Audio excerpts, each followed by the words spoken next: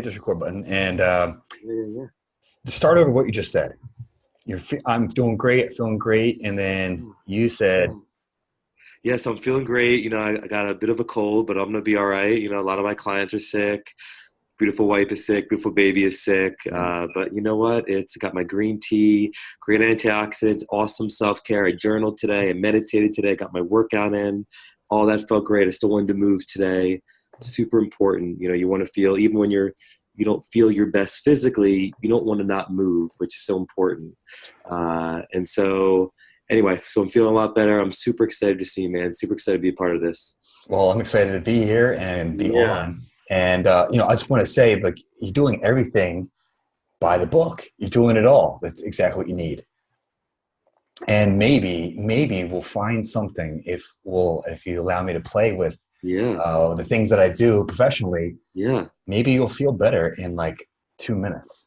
Oh my God, that'd be amazing. Okay, tell me what you're feeling right now. I'm feeling a little physical congestion in my nose, a little bit in the chest.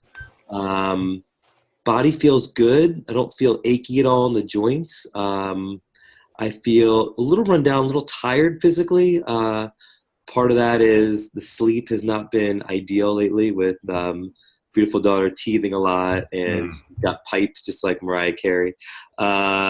So Hey, they do, which right? is super impressive. I'm like, oh my God, these not voice lessons. So I feel like it's all here. So I feel like it's a lot, it's a lot in the respiratory system right now for me personally. Where I said I worked out today, I felt good working out today, I felt strong working out today. Did strength training, a little bit of German volume training. So it was a little bit of high impact here and there, but that felt good. And did a lot of walking today between clients and felt always good to move. But I found myself throughout the day, reaching for those tissues or, within 5 minutes, or if I'm teaching clients or other personal trainers, it was just, sorry guys, I just need to, blow my nose and get all this out of me. So so unfortunately that's kind of where I am right now, but, well, it's understandable. Your body is essentially trying to heal itself, and how it gets rid of the bad guys, so to speak. It, out the nose, out the mouth, out the back, everything, out the skin, right? Yes. And everything's connected to everything in some way, a form or fashion. Yes. So we're going to play a little game, if that's okay with you for a second. Yeah, man, I'm always game. All right. So I want you to imagine your body is the center of a clock. Okay. And 12 o'clock is directly in front of you. Okay. 6 o'clock is directly behind you. Okay. 3 o'clock will be to your right. And of course, 9 o'clock will be to your left. Got it. With your right hand, of course, it's the opposite if you're looking at me, right? Kind of reach back to that like 5 o'clock position down by your hip area. Okay. Okay. And then move your hand about a foot away from your body. Okay. All right. So you're not touching your body. The palm of your hand's facing you, and it's kind of at like that 5 o'clock position. Gotcha. I want you to imagine that you're like fanning a flame, but the flame is at your hip and you're kind of fanning it. And we want it to like get the oxygen into the fire. So how you blow into the fire, it gets bigger. I want you to fan that flame. Okay. And then take a nice deep breath when you feel it needed. Okay. All right, very cool. Now the next step. Okay. You can imagine the gorilla in the jungle pounding the chest. Yeah. I want you to do that. One hand, two hands, either way. Just do it a couple times right in the middle of that chest. All right, cool. Super cool. All right. Now that's important. A little practice with that one. Right? That is actually the thymus gland is right underneath that chest bone. And that's the key part of our immune system. Yeah. And so what we're doing, we're stimulating that here. Okay.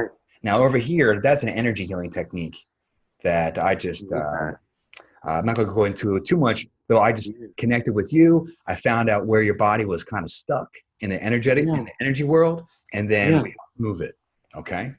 And you know what's really, the audience is going to think this was, so planned, but it's not, because I have to tell you, I did, one of the cardinal sins last night, which was I had fallen asleep on the couch around like 10:30, 11 o'clock, so a reasonable hour. But I woke up in my hip, my right hip. So you mentioned the hip and you mentioned the right side. Hand to God. was truly bothering me. And, I got on the foam roller, did the self-manifest release. Obviously, that certainly helps.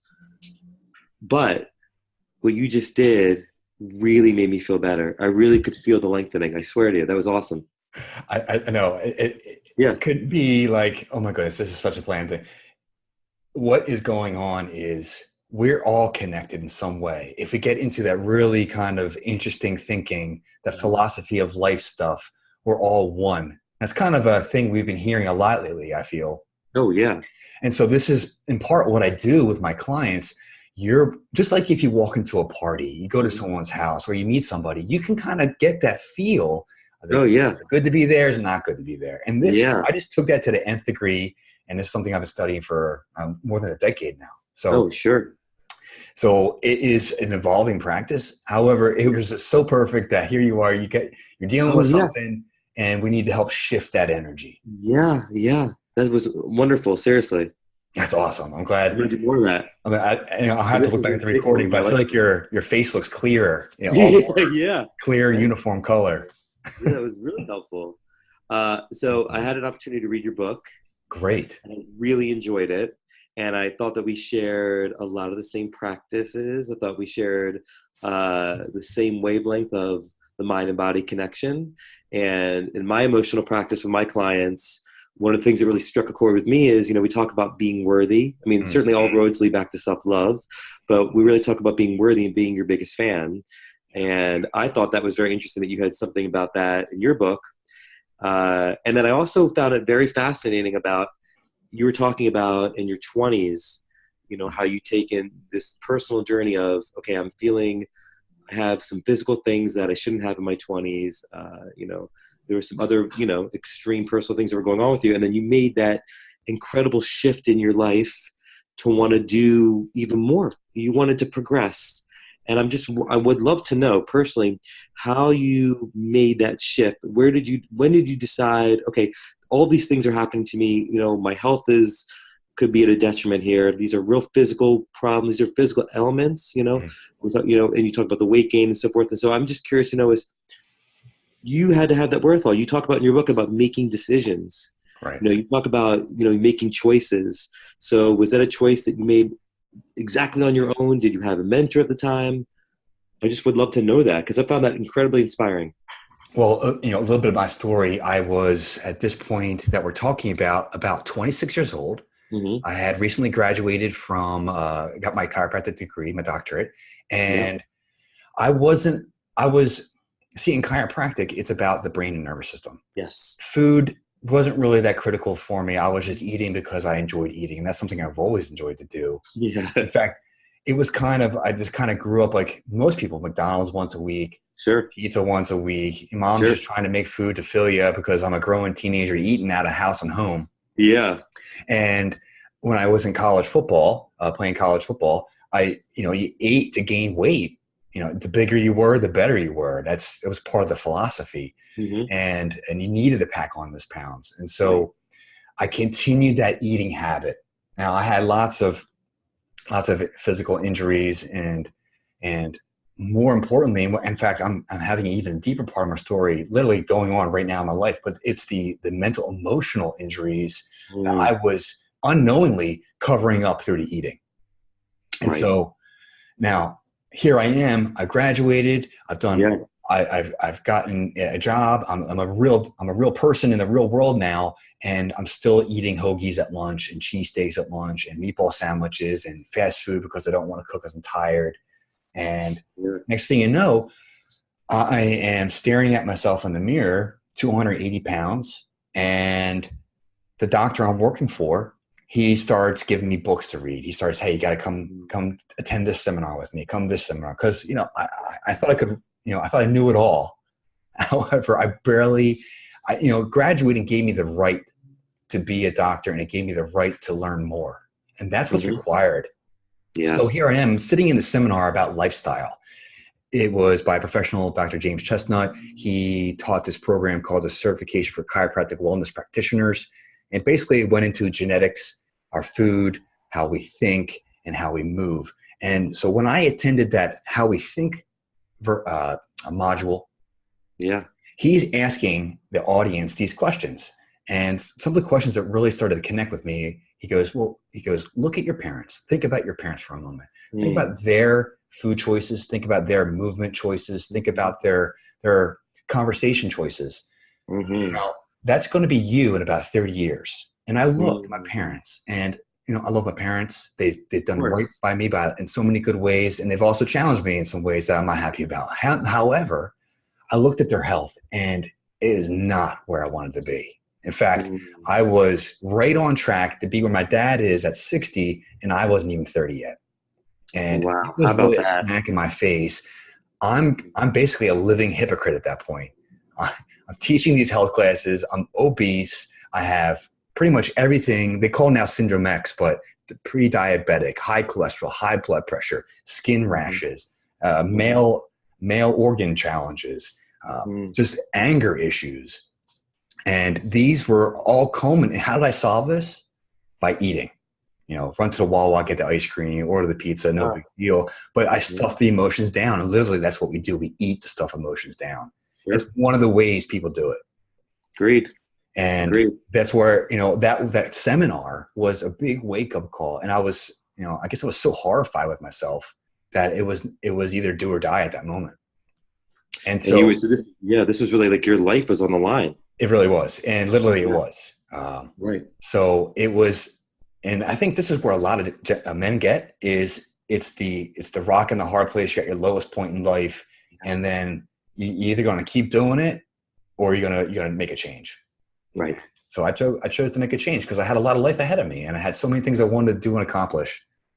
And that's where I started to make those decisions. And with the help of the guy I worked with, his name's Dr. John Wilkins, and the program that I was attending to get this wellness certification, and it's really funny because I didn't even know what wellness meant back then. I really didn't. Yeah. And this is something, the fitness side of things is still something I work on, and this ebbs and flows. And this is what you see I know that's what you see in your work every day. We've had enough conversations about people that you work with, and even yourself, the journey of writing your book. Right. And, I find that beautiful how one of the most basic, simple exercises that anyone can do can be so challenging and so life transforming, the push-up. Absolutely. Yeah. Absolutely. So tell me about you and your book. Yeah. Of course, we didn't sound like you discovered the push-up. Sure. But you found new ways to do it. Yeah. So what happened was, this was 2004. I was the first year into personal training, and I had lousy push-up form. I'm here to admit it. I had lousy push-up form, and I knew how vital the push-up was. And I was at this conference, and this is a true story.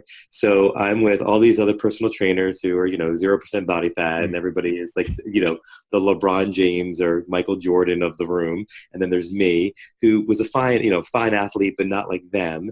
And we're all the instructors leading the push-up, and I'm already sweating. I'm like, oh man, this is horrible. Like, of all the exercises, but it's amazing what life throws at you, right? I mean, if it was the squat, maybe my path would have been totally different.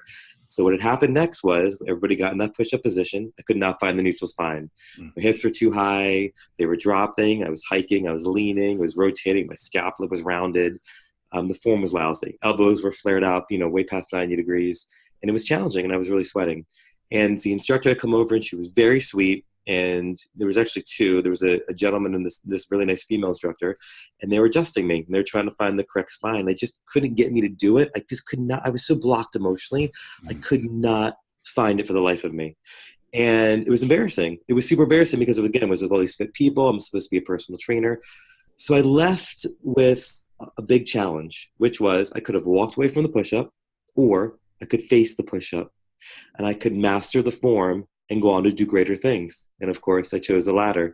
I wanted to master the push-up and do greater things. So what happened next was just pure consistency, practicing, working hard, breaking it down, going to stabilization first before I even try to do anything with strength, and then putting the emotion into it. So I thought about, why was I so blocked that day? What was the emotion of why I was so blocked? Personally, it took me back to being 11 years old, being, sort of bad at sports in the beginning of my athletic career, being packed, was sort of like an overweight kid, being picked last in gym class, the emotion of being in front of my peers, the fear of judgment, the fear of failure. And I was blocked. I was blocked that day. So I made a promise to myself, Dr. Kevin, that I would not at all ever be in that position again. It was okay to be vulnerable again. In fact, you want to be vulnerable because that's where your strength lies. But I would not be fearful of a physical activity. I made that a promise to myself. So as I said, lots of consistency. And then I took the emotional aspect of it of, okay, the push-up, it is a super challenging exercise for a lot of people. And I want to make it doable for a lot of people, but we're all blocked. Like you mentioned earlier, we get blocked when it comes to emotional eating. We want to eat our emotions because that makes us feel better. It makes us feel that we can control the issue. But as you know, it's a one-way road to what? Just self-destruction. Right. So if we reverse it, I want to make the push-up your friend. I don't want you to fear it like I did. No, I want you to embody it. I want you to be your bestest friend. I want you to, cozy up to it, cuddle with it. And so what I started doing was I started thinking about that deep trauma. Could be something superficial of, I hate my job, to, if I'm speaking to the everyday person, or I got into a fight with my spouse, or I have a parental issue that I really want to, sort of target and talk to my parents about. But for me, there was some real trauma as a child that I really wanted to target, that I really wanted to zero in on. And I'm in the push-up position. I'm at the very, very top. So I'm in that concentric phase.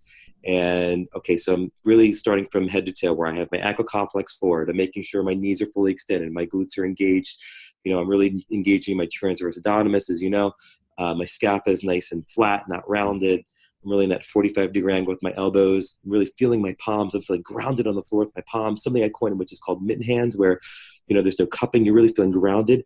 And before I even lower myself down, I'm thinking about this trauma, this pain, anxiety, depression, whatever it is that somebody's going through. Because as you know, we all sort of struggle with that one particular story. And I'm thinking about it, but I'm not running from it. And as I lower myself down, hopefully, for somebody, they can go down all the way. If they can't, that's fine. If you move a centimeter, it's fine. Doesn't matter. Exactly. But the idea of lowering myself down and feeling empowered and then pushing myself up, I'm not trying to get rid of it. We're not trying to get rid of trauma. What I'm trying to do is befriend it. I'm trying to lower the volume of that trauma. Trying to make it so, you can function. You may have that trauma in the back of your mind, or that problem, you can't pay your bills, or you're fighting with your spouse. It's not going to go away instantly, but guess what? You're going to be able to manage it better.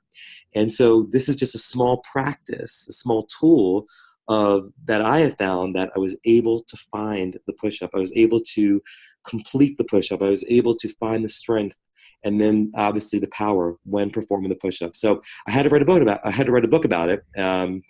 I had a lot to say, clearly, as I do now. So that was my own personal journey with the push-up. Well, you said some really key things there.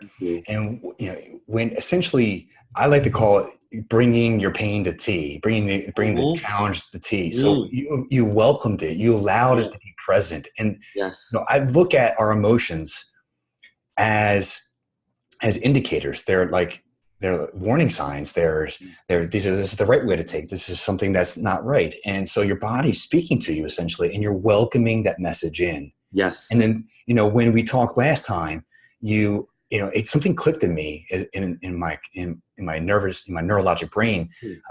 And I love to study how the brain and the body are all connected. Yeah, it's amazing. When you had that push-up position, you focused on that sensation, that those feelings, and then you allowed yourself to go through the motion.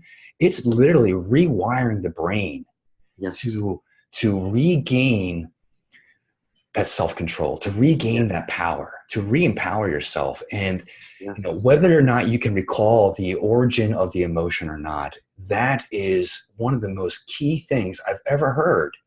And I think I think if you can have that awareness with that emotion, even if you're just noticing that you're having the feeling, whether or not you can define it fully, going through the push-up, it literally brings the power back to you. Yes. And I think you'd agree at this point, which is the first mantra that I have with emotional fitness for all of us. I mean, you can certainly apply it to the world of fitness. You can apply it to anything. But it was key for me to even start with the push-up, which is accepting your path. I have so many clients that I meet at first, and they're like, why am I overweight, Shaun? Or why did I have to have an injury? Or why did this have to do? Why? And I was reading in your book, and I found this story really fascinating. You're talking about going back to your old high school, and you're running, and you're going through, if I could speak candidly about, you're going through this relationship with this particular woman at the time, and should you be in this relationship or not, and you lost your keys. And so, for a lot of people, I thought that was a great story for a couple of reasons. Well, one, You would say, well, why me? I'm already going through this really tough time with this woman. And on top of it, I lost my keys. Like, really? Like, why me? Like, why me? And you could be angry and pissed and sad and I was. sure, totally. And nobody would doubt you for that. Nobody would fault you for that, obviously. But you took it as an opportunity to say to yourself, what is the universe presenting to me? Why is this happening? And so that's exactly how I felt. If I go back to 2004, at this workshop, right? Hence me being challenged in front of my peers for the push-up. But the other part about it is that I wouldn't be able to do the journey on my own if I couldn't accept my path. Okay, have to accept the shot. These horrible things happen to me, but they don't have to be the end of my story. They certainly don't have to define me. They don't have to define me. And in fact, I can regain what you said, which is also one of my mantras. I can regain that power. I am very powerful. We forget that. We all sort of, when things are going bad, it's very common. We all just want to be what? We all want to be victims. We're comfortable with it. As you said, I'm going to overeat. I'm already feeling lousy about my body. I'm pre-diabetic. I'm going to go for the ice cream again. But you chose to do something which was so empowering. You empowered yourself. Well, thank you. And that took work to get there. No, absolutely. And so what you're saying is when we assign ourselves the victim role, we subconsciously, meaning almost automatically, we do things, we make decisions, we make choices that feed that victim role. We do. And this is something I learned from my Dr. Alberto Vallado. And essentially he talks about, we're either the victim, the villain, or the hero. And when we recognize our story, we can shift our role. And so that's what the story about the keys that I lost in the book is essentially recognizing that life is, I have a belief that life is for us, working for us. And so if I have that philosophy and I lost my keys, literally the key was something in my experience with this woman I was dating at the time. I had to wake up to a truth that I was ignoring, that I was stuffing away. And literally I lost the keys. And literally the moment I had the realization, I got a call from the school where I was running in the backwoods. I grew up in. And they said, hey, someone turned in keys. Yes. And I called the school a few days earlier saying, hey, of course. Yeah. And I love that part of the book, by the way. I love that. I love that part.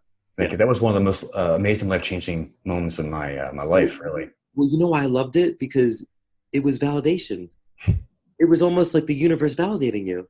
Yeah. That's really what it was. Yeah. Yeah. Yeah. And so go ahead, please. No, I mean, I guess the thing that I'm so excited about what you said was, and I don't mean to stereotype, I wish honestly more men would do this, which we can get to later in the conversation. But you talk about doing the work. We talk about not being the victim. You talk about, okay, look, it takes work. And I think a lot of people don't know where to start, number one, and they don't want to because it's painful. It's painful stuff. And this is not easy stuff we're talking about. Let's be honest with each other. This is work.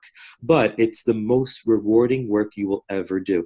And for you to be emotionally free, and for me to be emotionally free in taking this journey and taking our own individual journeys, we really had given ourselves no choice. Because you couldn't go down the road you were going, and either could I. It was going to be destructive, any way you shape it. So, I'm not saying that we should necessarily drop confetti, but I guess what I'm saying is that we should be very proud of ourselves because we've done the work. We are because of our hard work, and that these are obtainable goals for a lot of people, but they have to certainly believe they can get there.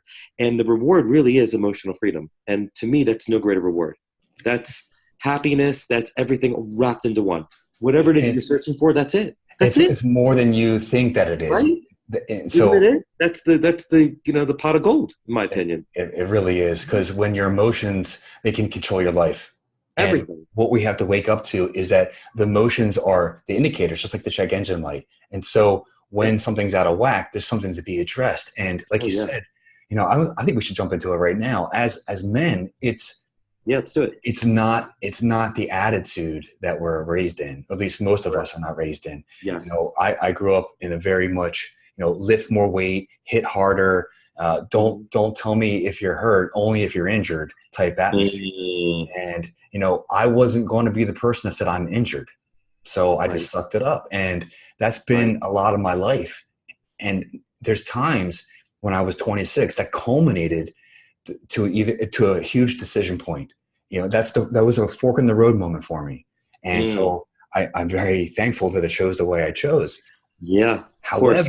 However, I do believe even if I chose a different route that time in my life, there is another choice point later on in life where I would have had another opportunity to make a positive decision for myself. I agree. And literally, the last 3 months, even though I've done the work, I'm at another place where I've asked to go even deeper. Beautiful. And the challenge has come, I promise you. And it's been harder than the first one. And less than 2 hours ago, I was at my doctor, my natural healer, and he's doing something to me that I do with other people. And I feel so free today. I literally am on top of the world today. And it feels so good that we made this call finally. And everyone who's watching, this is probably our fourth or fifth attempt to get on. Yeah. It's amazing. It's another synchronistic moment. Yes. And I see life that way. And life continues to show me that it's an accurate way of looking at life. Right. And that's kind of what the book's about. It's about letting you know that life is talking to you. Your body's talking to you. Yes. Your experiences are talking to you. We have to wake up and learn to read the language. Right. Yes. And so just like with your push-up, I want to ask you about, that form, the first time you were in that push-up class. From my recollection, you grew up in a very fitness-oriented family. Yes. Yeah. And so, when I heard your story the first time of that kind of surprised me. Yeah. But now hearing more of the story that you've been sharing over the last couple months, it makes sense. It makes sense. Yeah. You were basically blocked from areas of your life, therefore areas of your body, and unaware. Oh yeah. I had so much rage, so much repressed rage from, and I'm just going to be super transparent because that's where we're going today with sexual abuse as a child, to club feet. I mean, there was some real physical things that were there, motor skills that I had to work on, but I had things that I just did not address, like most young men do not. And unfortunately, it was bottled and stored and repressed. And that was a challenge for me. But yes, I grew up in a very, very healthy household. My dad was a professional bodybuilder. We had a really nice gym always growing up. I remember I first lifted my first bench press at 13, and I was laughing. This is such a beautiful moment where my dad has spotted me. Said, my dad is, he's such a loving father, but he's so neurotic in the sense of he wants to make sure I'm okay. And I'm, benching, and I'm laughing my ass off because I was so happy I was moving. I was so happy I was getting that energy out of me. And it was a beautiful memory of mine, My dad was so worried I was going to hurt myself. He's like, oh, concentrate on the weight. Why are you laughing? But for me, it was freeing. It was starting my physical journey for me personally. But anyway, so I've been really open about that recently in the sense of wanting to help other men, and of course females as well, about, owning your truth. And the irony is that I see my mentor as well on Wednesday. So, and we're talking, and, I had probably, no exaggeration when I tell you this, maybe close to, I could have written just a book on this alone, probably 300 pages of journal entries, all of last year. So from January 1st, December 31st, this is 2018, obviously. And I remember my 40th birthday had come, and I had all this repressed anger still last year around this time that was really manifesting as anxiety. And I couldn't figure out what I was anxious about. Maybe I was really anxious about wanting all this work to be done with, but I couldn't really pinpoint it. And then I dove deeper with my mentor, and we started talking about it. And she said, look, this is not anxiety, my friend. This is anger. You are aware of the anger intellectually, but you're not in touch with it emotionally. You still need to get in touch with it emotionally. And it was hard for me personally because working out is so fun for me. I enjoy working out. But I had to I wanted to experience the anger physically. So, and doesn't necessarily mean yelling, doesn't mean screaming. It just means getting that emotion out of your body in a healthy way, because anger can be very healthy. And I was told, from different people growing up, that anger is not a healthy tool and that we don't get angry. But I realized that was wrong, and that it's really important to feel anger. It's really important to embrace anger. So long story short, I celebrated my 41st birthday a couple weeks ago. And I felt much different this year than I did last year. And I was telling my mentor, you mentioned about, if you miss your opportunity to listen to your body, it's okay. There'll always be another opportunity. Right. But then you mentioned about going deeper, and that was me last year. Just when I thought I overcame something, there was another battle, or there was another dragon facing me, or and I felt like some mythical creature like Achilles or something. Like, oh, I got to fight another bad guy. But last year was a lot of hard work for me. There was a lot of emotional heavy lifting last year, in a great way, and I wouldn't change anything, because now I'm starting to reap the benefits of this emotional freedom that I'm feeling. And I'm one with the anger, and I don't feel anxiety at all. In fact, I've never been more present, but that's, again, because of the hard work that I did. So it was really nice to sort of celebrate myself a year later. Of course, this was many years in the making. It wasn't just doing the work for a year, but doing this incredible, intense work. So anyway, I guess what I say is that, again, there is no better reward than actual, going through the work and realizing, okay, if you overcome the first step, that's okay, because there's always going to be something else to work on. But you don't fear that, you embrace that, because you are becoming your best self. Exactly. And as men, we're talking about these, incredibly personal, detailed stories. You're sharing, incredible, detailed, stories about your health, and I'm sharing about sexual abuse. These are things, most men don't talk about, but we're freer just by talking about it. That's the first step. Or we're freer just by saying, you know what, Dr. Kevin, this is not anything to be ashamed of. Shame has no place. Guilt has no place. These are just useless emotions that do not serve us. No, we should be proud that these things happen to us, because we're going to make ourselves better. We're going to make ourselves great. They will not define us. That's exactly right. I look at emotions, and I didn't do this for a long time. The emotions are just like colors in a rainbow. And so they're on the spectrum. So I don't want to throw it away. I need to honor it. I need to welcome it in. And it's my teacher. It has been my teacher, and it continues to be. And when, it must be something about 40, I got to tell you.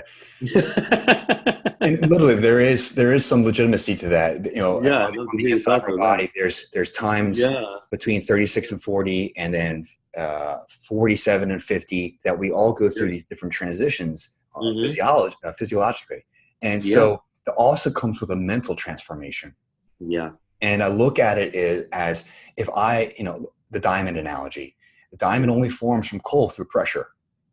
Right. If one another analogy, you can't get juice until you squeeze the fruit. So when I have dedicated myself to be my best version, to, like you, to help serve people to improve themselves, I think we both believe in the philosophy of the rising tide, that when the tide rises, all ships come up. So I believe that when I do good things for myself and I do good things for others, it helps the entire planet. True. There's actually science to this. Actually, it's called the 100th monkey study, 100th monkey effect. Nonetheless, this last couple months has been really challenging for me, and I don't believe I've fully uncovered what it's all related to. Yet the more I talk about it, the more I let people know in my circles, and the more I reach out to, and I'm very fortunate because of my position in life. I have wonderful doctor friends, and they have all kinds of interesting knowledge, and I tap into those resources. And this is part of my mission. I'm discovering now is to share that essentially the body is holding on to some of these emotions, and we consciously may not be aware of that. I mean, just think of our body processes. Oh yeah. Everyone's heard that we've only used 10% of our brain. Well, that's our thinking mind. That's our conscious mind. The rest is operating automatically. And we can have some influence when we breathe and things like that. So there's these techniques that I'm learning right now for my own healing, and things I've been sharing with people for the last 5-10 years that tap into that subconscious realm to help it release. And that comes out with crying, it comes out with anger, it comes out with laughter. And then once it runs its course, sometimes a story I can remember, and sometimes there's no need for the memory, so it just goes. And then so many interesting things happen that I've noted in my own self and my patients and experiences. Literally, there's more motivation, there's more joy. You start looking at life in new ways, your perceptions improve. It's like life becomes beautiful again. Yeah. And I want this for everybody, because like you said, it's the happiest times in your life when you have you've done the work, and now it comes around a few weeks, days, months, maybe even a year later. The benefits are there when you look back. 41 to 40. And and to be transparent again, we talk about you were suffering, you're making choices because, and I say that with respect to, I was suffering, when you're in it, you're suffering and it's painful. And, you do what you do and I do what I do because we want to help people not suffer. We want to help people get there faster. And you're allowing such an honest place for them, like you said, to share their emotions because, I thought it very fascinating, if I'm feeling something in my neck or if I'm feeling something in my hip, like we talked about earlier in this conversation, it's not just always physical. And I say the same thing to my clients when I meet a first client, when I meet somebody for the first time or when I see somebody on the regular, how's your body feeling? What's going on? How's work? How's family life? Even though those are personal conversations to have, they are so crucial and critical.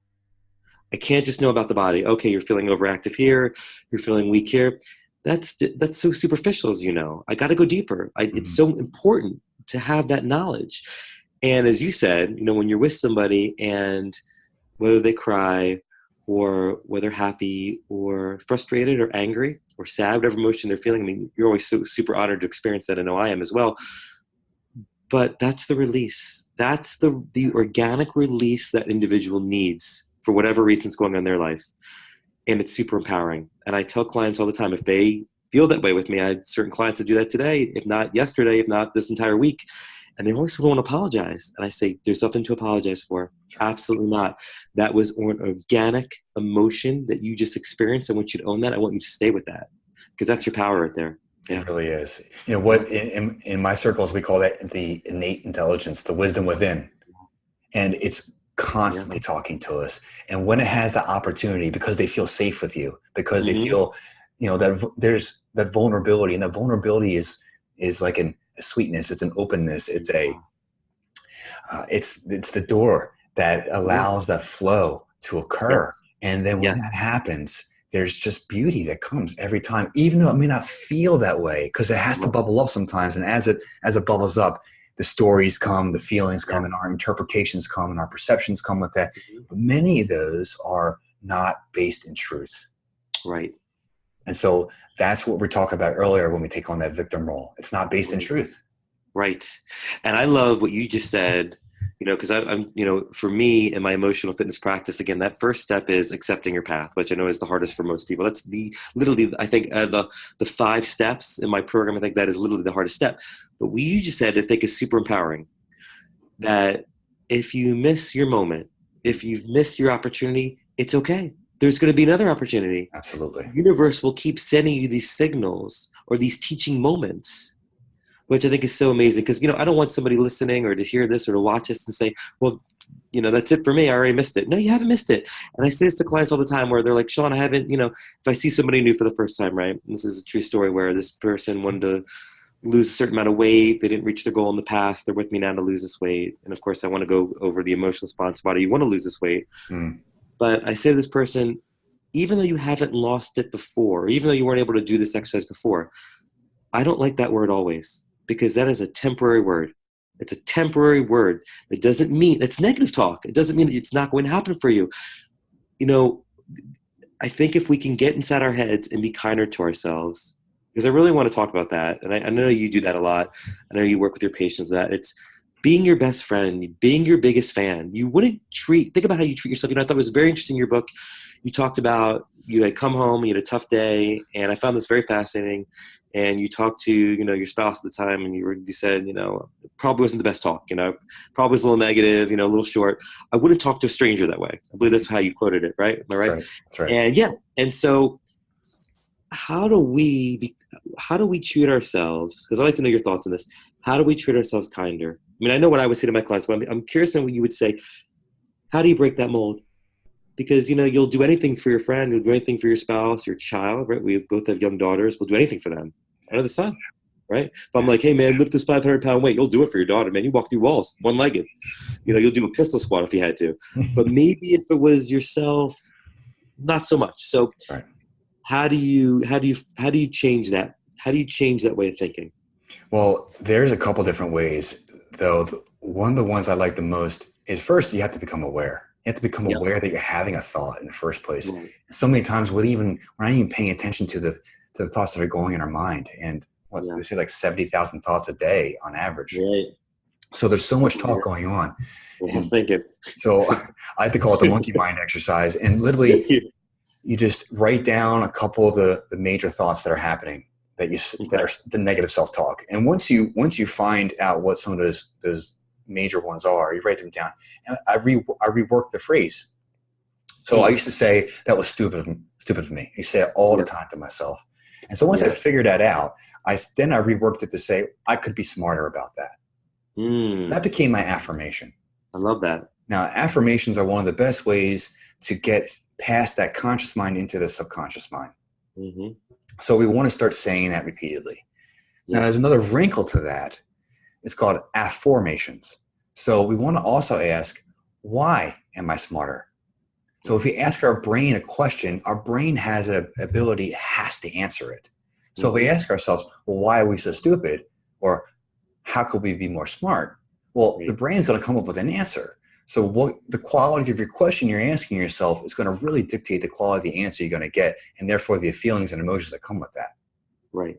Now, if you know that you're asking good questions and yet you're still getting negative responses, there's something that has to be worked on, something that has to be helped. So yes, I like talk therapists. I like all kinds of different therapists there. But there's lots of self-healing techniques. There's something called emotional freedom technique, where you tap different spots on your body that are related to the acupuncture system.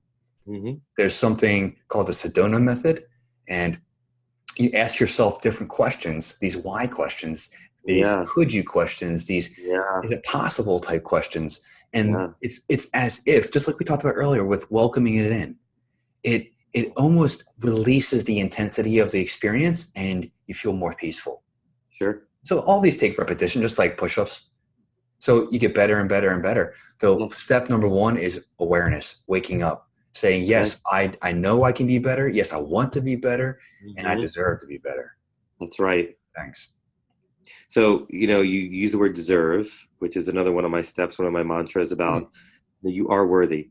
And, I drive that into my clients, obviously in a very peaceful, kind way. That was a lot of my journey, a lot of what I had to work on, because, when bad things happen to us, we just sort of believe that that's what we were meant to have, that we were meant to experience that. So if somebody abuses you or hurts you, especially as a young child, you start thinking, well, you know what? That was my fault, or I meant that was supposed to happen to me, or I deserve that. And, you couple that with how the world can be. Obviously, there are a lot of cruel people out there. There's a lot of wonderful people out there too. But I guess you start changing that cognitive behavior, what you were alluding to earlier, and you start telling yourself, you know what, I am stupid, or I am this, I am that, all this negative self-talk, as this one particular client used the word always.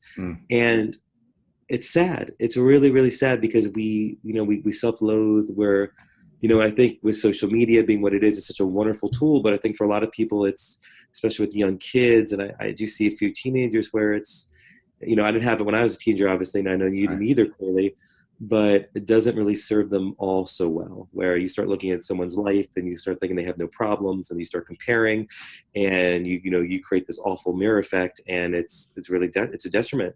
So I completely agree with you. I think these are all wonderful tools. I'm a huge fan of therapy, cognitive behavior therapy, of course, journaling, meditation, obviously the physical part, all that.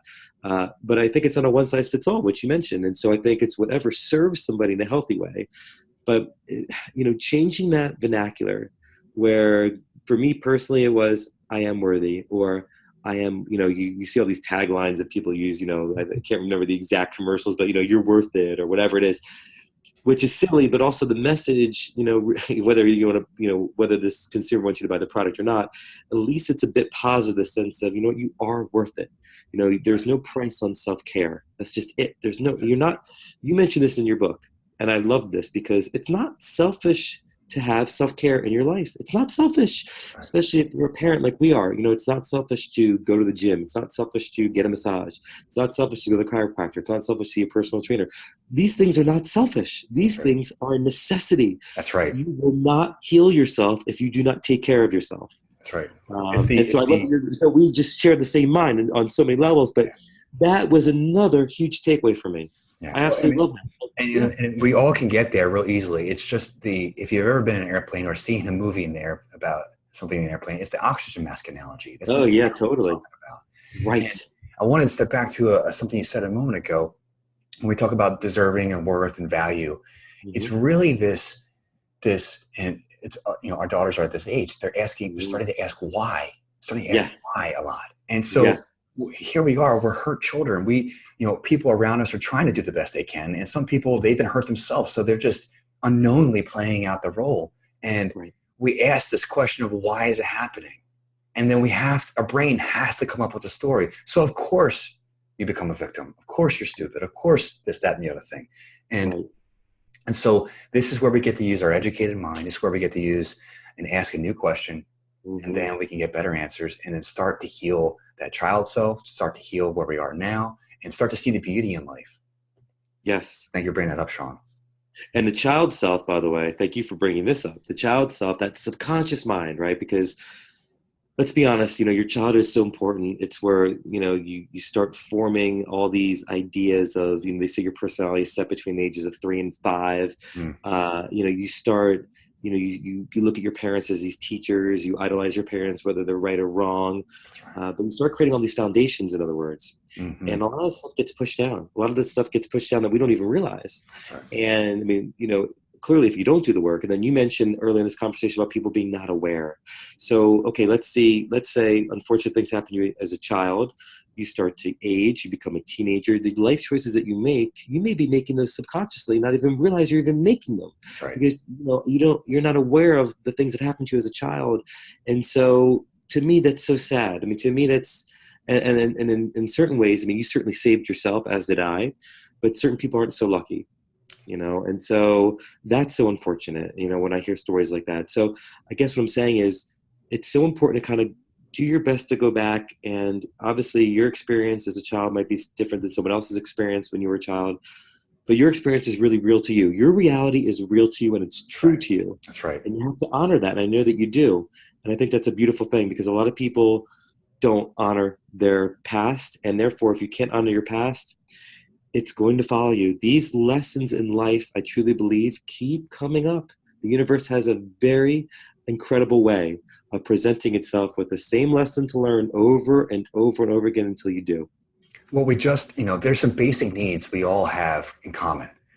We all need love. We all need food. We all need oxygen. We all need water. And at the end of the day, we all just want to feel good. Yeah. And so these decisions as teenagers, as young adults, even as 40-year-olds. Oh yeah. And even, I think of my grandparents sometimes. It's like, we just want to feel good. We want to have laughter. We want to have fun. And so we go about it in any way we can to have that experience. So yeah, I used to drown myself in alcohol and that was fun for a time, but then boy, it wasn't, and I couldn't turn it off. And so that's part of why the obesity came. But other people, they're into drugs. Other people, they're into all kinds of, daredevil stuff. And look, that's fun too. I like bungee jumping. I like all that fun stuff. At some point, the risk behavior becomes a problem, and it not only puts yourself, it can hurt others. And then that's a real issue. And so at the end of the day, though, it's all about feeling good. Agreed. So when we've been talking about the whole time now. So it's about accepting, number one, step one, awareness, accepting. This is where we're at. And if anyone's out there and needs assistance, a contact, I know Shaun is open. I know I'm open. There's so many people out there that are willing to assist you in the journey. Though it's you that has to do the work. You got to say, yes, I am. I'm ready. Yes. You know what's entailing. You know that you're ready to take that step. Right, because you can't help somebody that doesn't want to help themselves. That's right. Yeah, that person has to want to get help. And, specifically to the male audience, if you have a problem, that is not weakness. Vulnerability is a strength. I want to say that again. Vulnerability is an absolute strength. You don't have to suffer in silence. You're not any less of a man if you're going through something that you don't know even what it's about. That's or if you're struggling for any particular reason, that's okay. It's absolutely okay. You're going to become a better version of yourself just by talking about it. There's no crime in talking about it. If anything, I think it makes you more of a man that you can open up to these things because you're brave enough to address yourself versus just put it away into some bottle or some pill or whatever that may be. That's right. 100%. Yeah. Right on, Shaun. Well, I think that was a great conversation. We went very quickly, almost an hour long here. And we covered it all. we're going to have to do it again because I know we got Oh more yeah, material. there's Both of us always have more more to cover material for coming up. sure. Yeah. So Kevin, how can people reach you? Well, my website, drkeving.com, is Okay. the easiest way. I wrote the book, Decode Your Pain. Hopefully it's coming out straight. And that's me on the cover. I'm giving it away for free, cover the shipping. I want people to get this material. Incredibly generous. And I had to tell everybody, it is an incredible read. It's a fast read, and I couldn't put it down. I mean, I literally, and not only do we share so many of the same philosophies, I thought, the personal stories, again, you running, in your old high school, knowing when to say goodbye to a relationship that doesn't serve you anymore. I think a lot of people just need to read the book for that. And then your own personal journey, again, how I asked you in the beginning of this conversation, making steps in your 20s to obviously be your best self in your 40s. So it's incredible read. Incredible read. Well, I want to say and that the fact that you're giving it for free is super generous. Well, thank you. And it's a calling of mine. It had to come out. I had to express. Just like anything that's been built up, repressed, what it's suppressed, it has to come out. So it's going to come out one way or the other. And this is a gift that I've been given because I've leaned on others when I needed that. And this is really the reason I'm here, is because of other people, because I knew something that I owned that I didn't know how to do it. I didn't know how to do it. And that was totally okay. It didn't feel okay at first, but it's definitely okay now. And more than okay. And now, Shaun, for my audience, tell them more about push-up aggression. So push-up aggression, it's in its second volume. You can get it on ZetlinFitness.com. I'll spell my last name, Zetlin Fitness.com. It's in Amazon, at Barnes & Noble. It's a 24 push-up journey. So if you're a beginner, no worries. You come as you are. You don't have to be this advanced person. Clearly, I was not when I started the push-up. So there is an absolute section if you're a beginner, if you're an athlete, if you're someone who's 90 years old and wants to just work on bone density, it's there for you as well. So it's really a one-size-fits-all, which I'm super proud of. And you can certainly go at your own pace. And there's multiple programs in there for wherever you are currently.